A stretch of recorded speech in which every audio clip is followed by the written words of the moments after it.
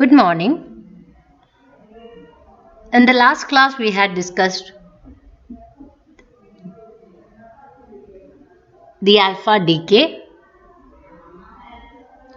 Today, we are going to discuss about beta decay and another decay process by which the nuclei will attain stability. So here in the picture you can see that what is happening in a beta decay, a neutron converting into a proton and an electron, so that electron is emitted as a beta particle from the nucleus. So radioactive decay results in the emission of either alpha particle, a beta particle or a gamma particle. As we know that alpha particle is an He2,4 nucleus and beta particle can be an electron or a positron. So a negative beta particle means it is an electron that is emitted from the nucleus. A positive beta particle, that is beta plus, means it is a positron which gets emitted from the nucleus. So that in beta decay there are generally two types of decay, beta minus decay and beta plus decay. Beta minus decay is also known as negatron emission since it emits a negative electron. So that beta minus decay is also known as negatron emission. Then another decay mode is gamma ray. And in the case of beta decay, we had already discussed the mass number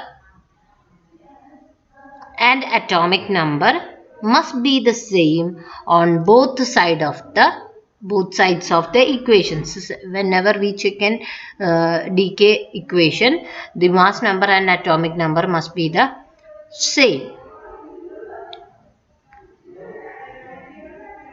The third process is gamma decay, that is an emission of a gamma ray from an excited nucleus, and we will discuss about gamma decay in the next class. So today we are concentrating only on the beta decay process. So beta decay is a radioactive decay process in which a nucleus emits either an electron or a positron.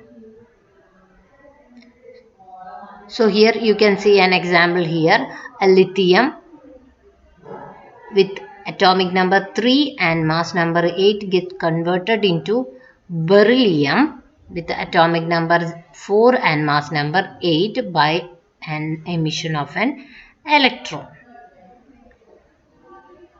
Now, what happens? We already know that there is no electrons inside the nucleus. So how this electron is emitted from a nucleus? We know that nuclear electron doesn't exist. So how this electron got emitted from the nucleus? The neutron inside the nucleus is converted into a proton and an electron, so that this electron is being emitted from the nucleus in the beta minus decay process. So the equation is here. So a neutron inside the nucleus is converted into a proton and electron. So this electron is emitted in a beta minus decay process. Now, what about beta plus decay? In beta plus decay, you know that it is a positron that gets emitted from a nucleus.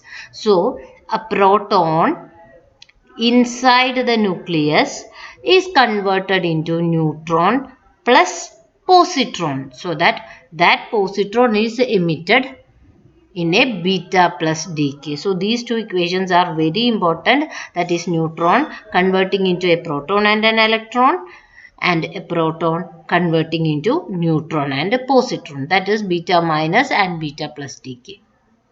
So here is another example of beta minus decay in which an electron is emitted from cesium and forming a barium. So here where neutron is converted into a proton and an electron inside this cesium nuclei, so that the newly formed electron gets emitted from the cesium forming barium. So beta decay is a term which is used to describe three types of decay.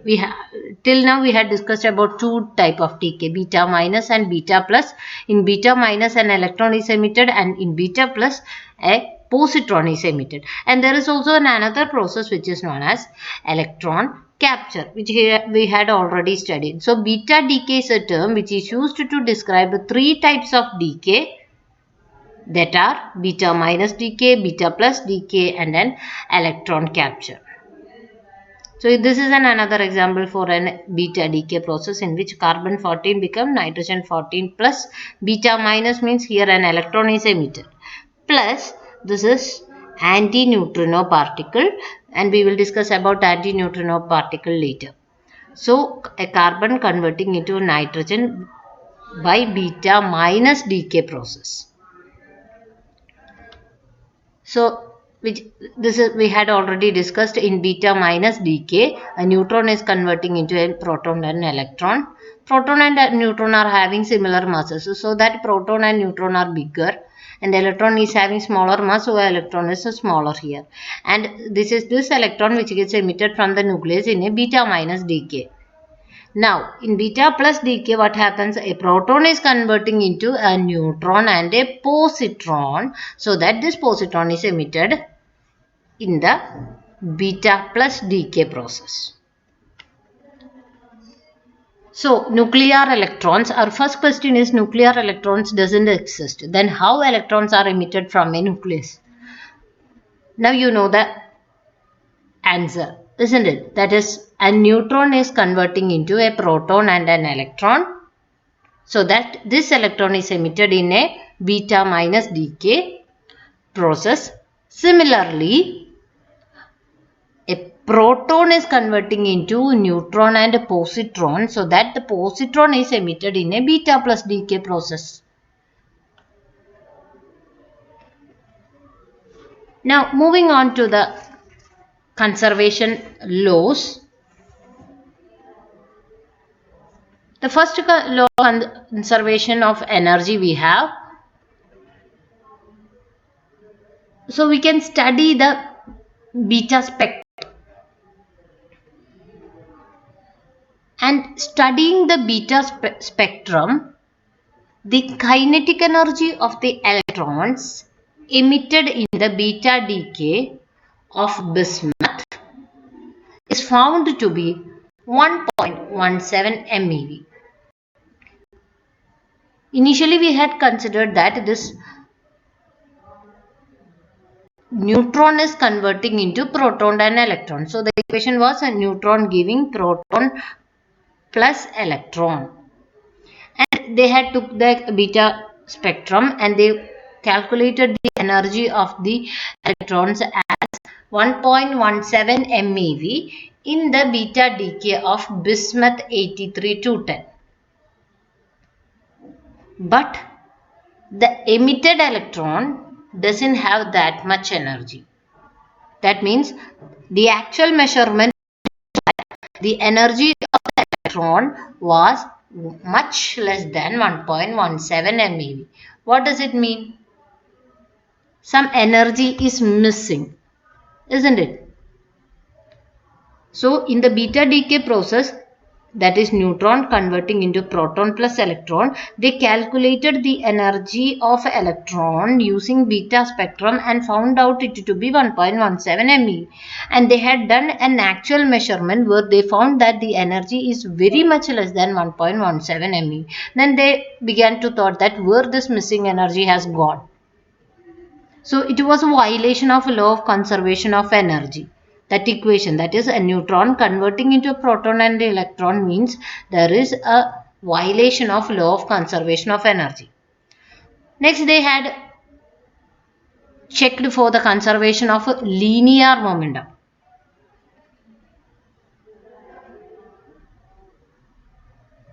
Consider that the parent atom is at rest and it is undergoing beta decay. So we know that whenever a beta decay process occurs, there is a parent atom from which an electron is emitted and a daughter nucleus is formed. So the products are a daughter nucleus and an electron, isn't it? So the daughter atom should move in a opposite direction to that of a beta particle in order to conserve linear momentum. So in order to conserve linear momentum, the direction of the daughter nucleus must be opposite to that of the direction of the emitted electron. But actually it was not observed to be so. So what does it mean? The equation the beta decay equation is not valid in the case of a law of linear momentum. That means there is a violation of law of conservation of linear momentum in the case of beta decay. And they also tried for the law of conservation of angular momentum also. So the neutron and proton, we know that they are particles having spin plus or minus half. So for a nucleus with even number of nucleons means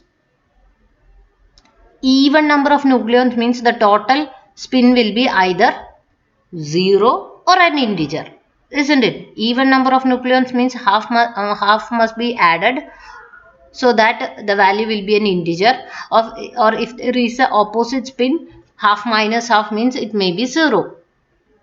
So a nucleus with even number of nucleons means the total nuclear spin will be either 0 or an integer. From such a nucleus, if an electron is emitted, what will happen? The electron is having spin half. So the total spin will be half less than the initial spin. So that the spin of the daughter atom must be an odd multiple of half. See, if the total nuclear spin is 2 of a parent nucleus and an electron is emitted, means it is having spin half. So there will not be a total spin of 2. The daughter nuclei will have a spin less than 2. That means 2 minus half. That means it will be 3 by 2, isn't it? So the spin of daughter atom should be an odd multiple of plus or minus half.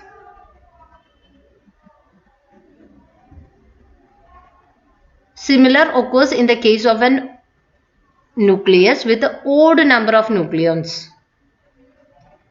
But we know that in a beta decay, the mass number, that is capital A, number of nucleons remains the same. So number of nucleons remains the same means there will not be any change in the that means it doesn't have an odd multiple of spin, half spin. So there occurs the violation of law of conservation of angular momentum. So whenever they considered the beta decay process, there was a parent atom which get converted into a daughter atom and an electron or positron. So in such a beta decay process, when they analyzed, they found that the law of conservation of energy, law of conservation of linear momentum as well as the law of conservation of angular momentum got violated. So how then a beta decay process can occur? So through experimentation, scientists found that some of the fundamental principles of physics did not hold true, which were law of conservation of energy and law of conservation of momentum. Momentum means which include both the linear momentum as well as angular momentum or spin. So this problem was solved by Wolfgang Pauli in 1930, and he proposed that there was a new particle which is very difficult to detect was also emitted in beta decay along with the electron. So initially we had thought that there was a parent atom, and undergoing beta decay, this parent atom becomes a daughter atom with the electron. But Pauli suggested that, or proposed that, not only electron, there was another particle also which gets emitted along with the electron, and then this new particle was named neutrino. That means a little neutral one, by Enrico Fermi in 1934. So the new particle was proposed by Pauli, but it was named by Enrico Fermi. So in the words of Wolfgang Pauli, there could exist in the nuclei electrically neutral particles. So that was his lines about a neutrino. And these lines were from his speech at Zurich on 4th December 1930. So there he proposed the existence of a new particle.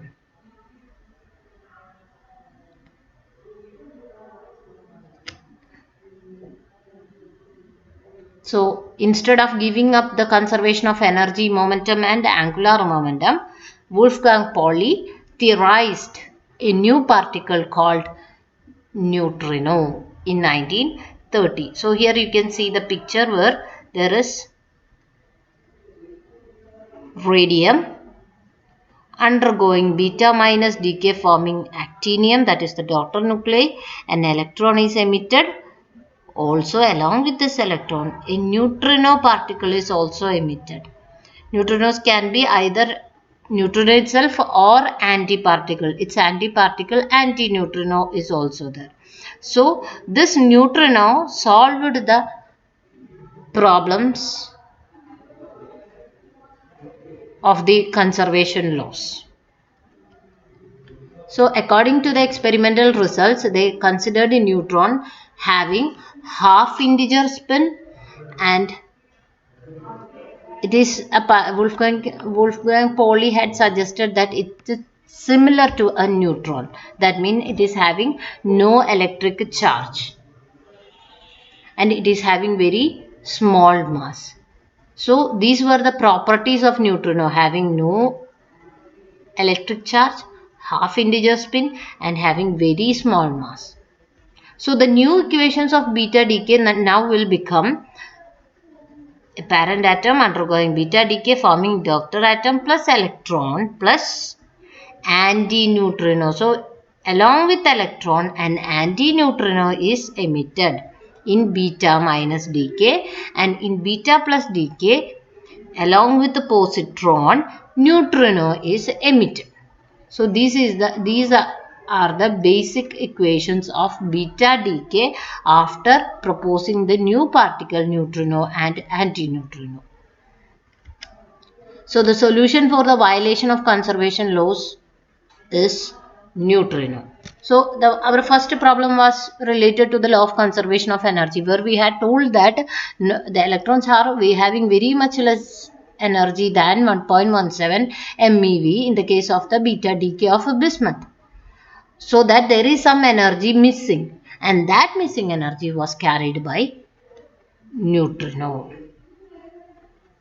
Now in the case of the law of conservation of linear momentum, initially we said that only two particles are formed, that is daughter nuclei along with electrons, so that they should move in opposite directions in order to conserve the law of conservation of linear momentum. But here along with this electron, neutrino is also emitted. Antineutrino is emitted along with electron, so that they should not be in opposite direction to the direction of emission of beta particle.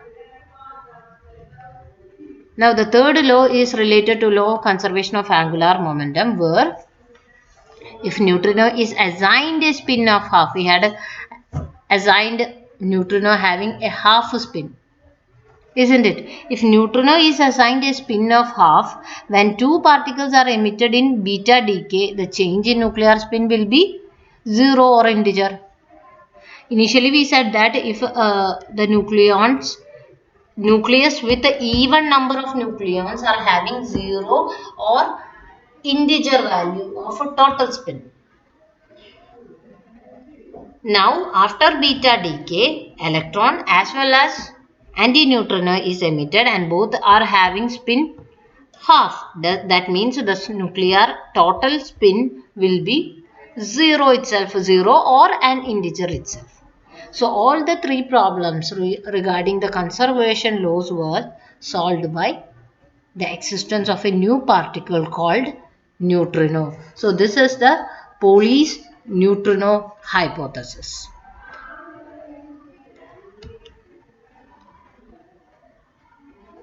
Now, what is the property? How it is only proposed by Pauli, but the next step is to detect the neutrino, isn't it? If the particle is having a particular charge like that of a proton or electron, they can be recognized or detected with the help of an electromagnetic interaction. If it is a neutron, it is can be detected with its collision with other particles. If it is a photon, that can be detected using photoelectric effect or Compton effect. But the neutrinos having no charge means it doesn't interact with a strong or electromagnetic force. So that it was very difficult to identify or invent this neutrino. So since neutrinos don't interact with a strong or electromagnetic force, it was very difficult to detect the neutrino. Initially it was said that the neutrino is having no mass. So since it is having no mass, it cannot exchange its energy by collision with other particles. So the detection through collision is also a difficult method for neutron. But later on it was found out that neutrino has a very small mass. So in order to find out the presence of neutrinos and antineutrinos, and another technique was employed. So these are the words of Bethe, where Hans Bethe, where he had said about neutrino that nobody can never detect this particle. Since it is very difficult to detect the neutrinos, he said like that it's nobody can never detect this particle.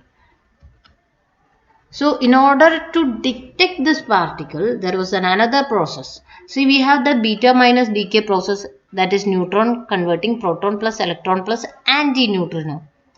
Think that this neutron is having a bombardment with neutrino. So how the equation will be? Neutron plus neutrino giving, see, a neutrino is added on the left side and right side. So that this will be neutron plus neutrino, and here on right side there will be proton plus electron. Since there is neutron plus antineutrino means there is nothing. So the equation now will be neutron plus neutrino giving proton plus electron. So this process is known as the inverse beta decay, beta minus decay process. Whereas in beta plus decay process, a proton, where proton is converting into neutron plus positron plus neutrino. So what we have to add here? An antineutrino has to be added here. So proton plus antineutrino giving neutron plus electron. So this is an inverse beta plus decay process. So using this inverse beta decay process,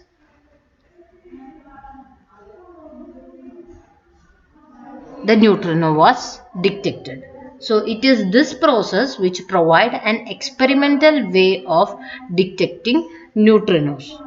But the probability of occurrence of this equations, that is probability of occurrence of inverse beta decay, is very low.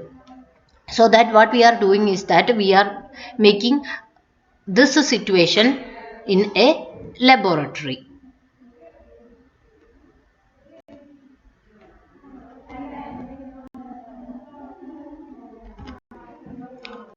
So the discovery of neutrinos as well as antineutrinos was done by two American physicists, F. Reines and C.L. Cowan Jr. in 1956 after 25 years of prediction of neutrino, where they had done the inverse beta decay process to detect this neutrino. So we will discuss about the detection method, where there was an experimental setup consist of a water tank. So this is the water tank, and it contains a solution of cadmium chloride which supplies protons. So here we are having a water tank having with CdCl2, cadmium chloride. So CdCl2 in H2O is taken here, and this cadmium chloride will provide protons. So whenever protons interact with neutrinos, what happens? You can see here. So the protons are reacting with antineutrinos, giving neutron plus electron, and this tank is surrounded by gamma ray detectors in order to detect the gamma rays from this tank. Now an intense beam of antineutrino from a nuclear reactor is incident on this CdCl2 solution. So initially we are having CdCl2 in water. This CdCl2 supplies the proton, and the antineutrino was incident from a high flux nuclear reactor. And so that this so the cadmium chloride provides what? Proton. So this antineutrino is absorbed by the proton, producing what?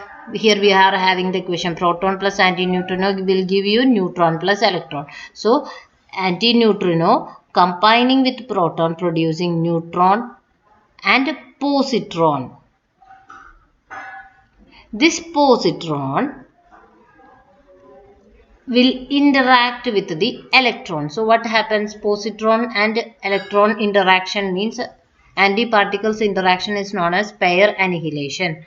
So from there two gamma rays are produced. So here you can see that proton on interacting with the antineutrino producing neutron as well as positron. This positron combines with electron producing two gamma rays which are detected by the gamma ray detectors. Now what happens to this neutron? The neutron is captured by the cadmium nucleus, so that this cadmium nucleus on capturing the neutron will go to an excited state.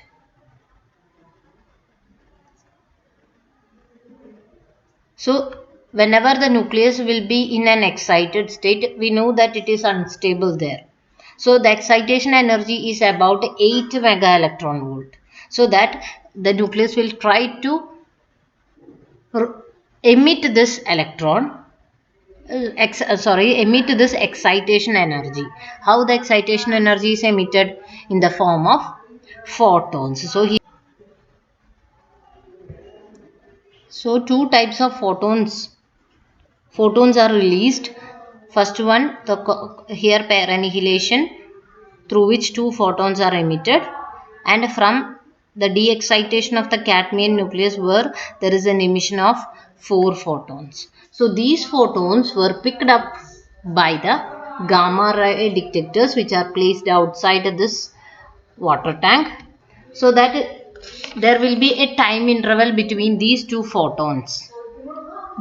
That means these two pair annihilation and the emission of photons by cadmium nucleus. So in this way, the presence of this gamma rays helped them to identify the neutrino. So these are the equations where, so this is a pair annihilation process in which positron and electron combine to form two gamma rays, which is happening here.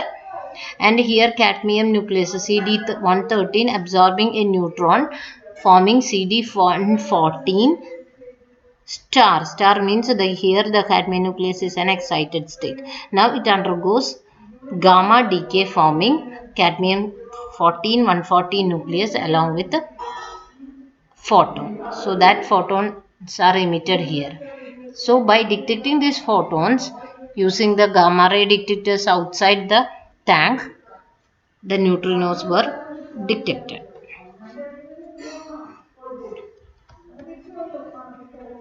So that's about the beta decay process. Thank you.